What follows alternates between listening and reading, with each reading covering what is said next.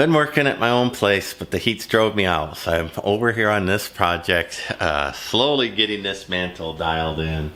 So as you can see, the mantle doesn't fit correctly, right? It leaves a couple inches here. This is a mortar from the brick mason. So on both sides, what we did was scooch it over a little bit so I have room to work. So I need to put about this much drywall in here, and then I need to start taking the masonry cement and building an edge that I'm hoping will hold up. We'll find out. And then I'll plaster the whole thing, and eventually it'll ripple crack. Maybe. I don't know. I've got to try my best not to have that happen. So I've been working on this chimney for a while, as you can see, but let's start at the beginning. Initially, it had a huge mantle over it and multicolored brick. There it is in transit right there in these pictures. So I had 2 sets of bricks to cover up with drywall. So there's the first set of bricks covered up. Now I'm heading towards the second set. I covered it in fireproof paint. And what I'm doing now is I'm going to put refractory cement around the perimeter of the fireplace so that the mantle right there can fit properly.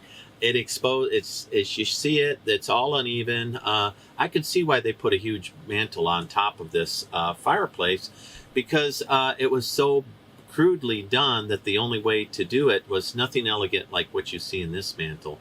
But it was a big pioneer style mantle that was over this fireplace. Here you see I made that one seam disappear. I made the bricks that are going to be exposed disappeared. So now the homeowner will have a edge that they can paint and prep all the way around without some goofy trim job, without some goofy colored print, right? That they need to cover up a mistake. Alright, so I'm still working on this mantle. So what I did here is I used the fiberglass tape, and I taped the seams. I put a little drywall in there, and then that is actually refractory cement. It's not plaster. So once I get this sanded and smooth, I'll put a top coat on it. I don't think I'm going to get weird cracks down the side. I think maybe I solved that. We'll find out. So, and then I don't have to cover it all up, so I tucked it into the bricks and kind of seamed the edge. And then there'll be a polished top down there, so I made a little room for that.